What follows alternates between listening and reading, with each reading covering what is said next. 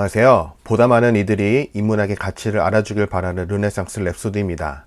오늘은 러시아의 대문호 톨스토이의 중편소설인 이반 일리치의 죽음을 다룰 텐데요. 오랜 기간 죽음에 대해 고민했던 톨스토이가 어떻게 작품을 그렸는지 살펴보겠습니다. 그럼 시작할게요. 소설 속 주인공인 이반 일리치의 삶은 이렇게 표현됩니다. 이반 일리치의 삶은 지극히 단순하고 평범했으며 그래서 대단히 끔찍한 것이었다. 어떠신가요? 뭔가 많은 감상을 가져다주는 명문 아닌가요? 단순하고 평범해서 대단히 끔찍한 삶. 뼈가 시린 느낌도 들고 여러모로 마음 깊이 곱씹어 볼 만한 문장입니다. 이반은 우리나라의 김서방처럼 러시아의 굉장히 흔한 이름이라고 합니다. 따라서 이반 일리치의 죽음이라는 건 우리 모두의 죽음으로도 해석할 수 있죠. 이반은 유복한 집안의 둘째 아들로 태어나 법과 대학을 졸업한 뒤 한 번도 미끄러짐 없이 승진을 거듭한 끝에 탄탄대로를 달리며 판사직에 오릅니다. 하지만 남부러울 것 없이 승승장구하던 그에게 불치병이라는 불행이 닥치죠. 이 시점부터 이반은 처절한 고통의 시간을 보내는데요. 극한의 절규와 몸부림 속에서 임종순간 어떤 깨달음을 얻으며 평온히 눈을 감는 게 이 소설의 줄거리입니다. 자신에게 다가온 죽음이 너무도 두려워 끝까지 회피했던 이반에게 불현듯 다가온 한 줄기의 빛. 화자는 어떤 의미를 전달하고 싶었던 걸까요? 소설은 신문 부고란에 실린 이반의 죽음부터 시작합니다. 이 소식을 접한 법원 동료들은 차례차례 조문을 오는데요. 화자는 고인 앞에 서 있는 추모객들의 속마음을 이렇게 꿰뚫어 봅니다.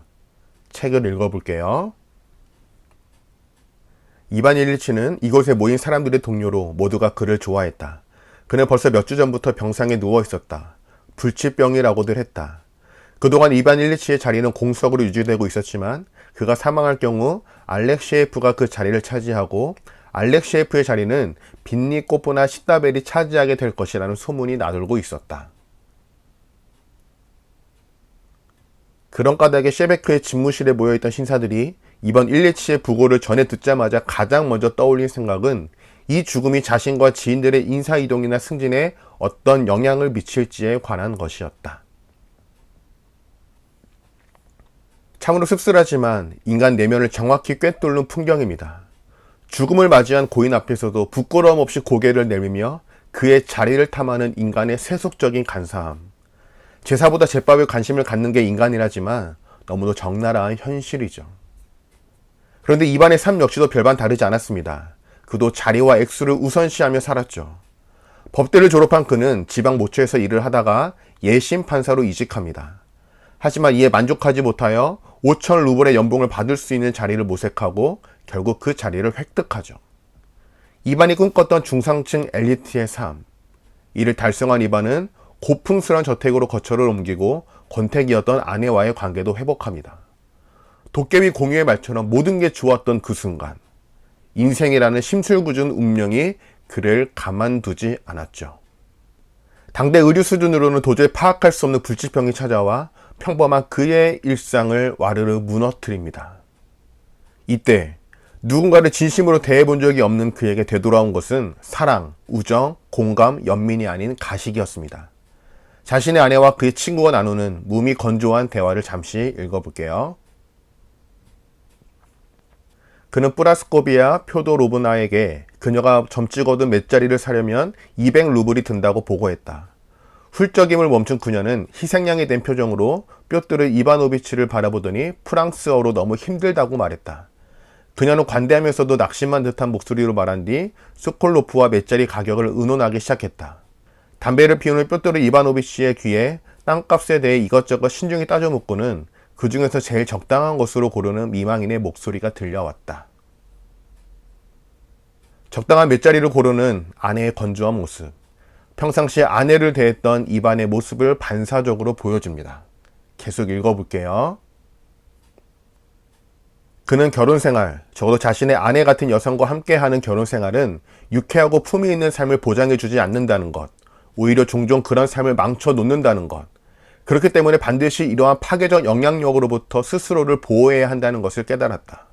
너무 일찍, 그러니까 결혼한 지 1년도 채 되지 않은 시점에서 이반 일리치는 결혼 생활이 삶의 몇 가지 편리함을 제공해 주기는 하나 본질적으로는 매우 복잡하고 피곤한 것이라는 사실을 깨달았다. 따라서 자신의 의무를 다하기 위해서는, 즉 사회의 인정을 받는 그러한 고상한 삶을 영위하기 위해서는 공무에서와 마찬가지로 결혼 생활에서도 일정한 입장을 고수할 필요가 있다고 생각했다.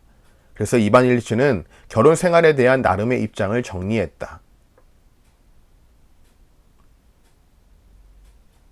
그가 결혼 생활에 요구한 것은 아내가 남편에게 제공할 수 있다고 생각되는 편리함들, 즉 집밥과 집안 살림과 잠자리뿐이었다.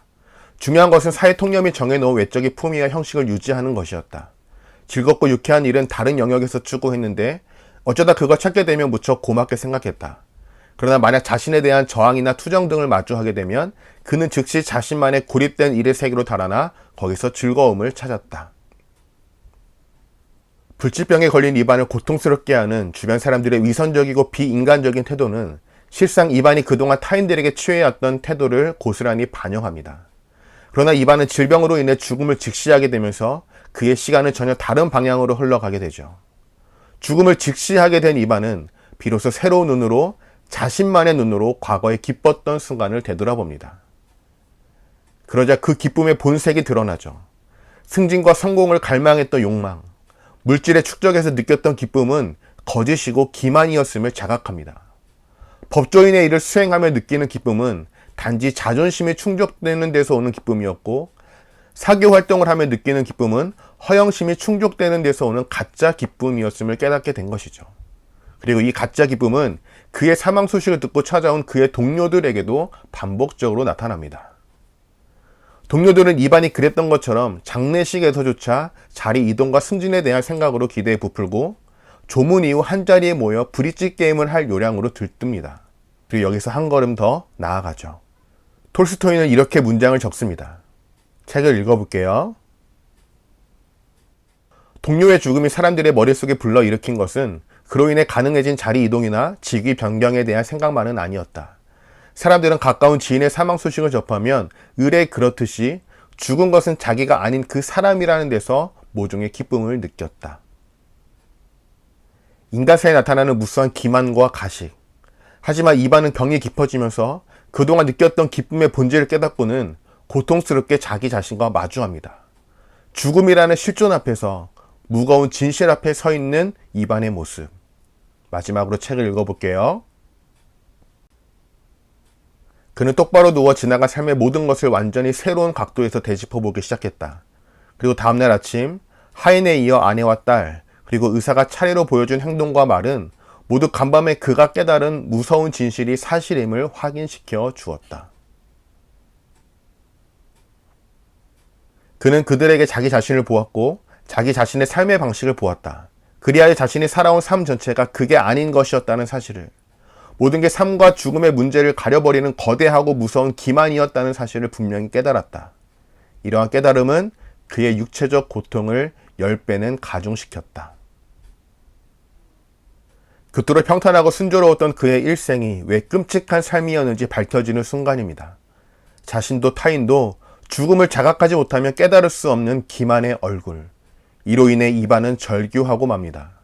하지만 절망하는 이반을 통해 작가는 삶의 정수가 무엇인지 힌트를 던져줍니다. 이에 대한 이야기는 다음 시간에 다룰게요. 구독과 좋아요 부탁드리며 모두 좋은 하루 되세요.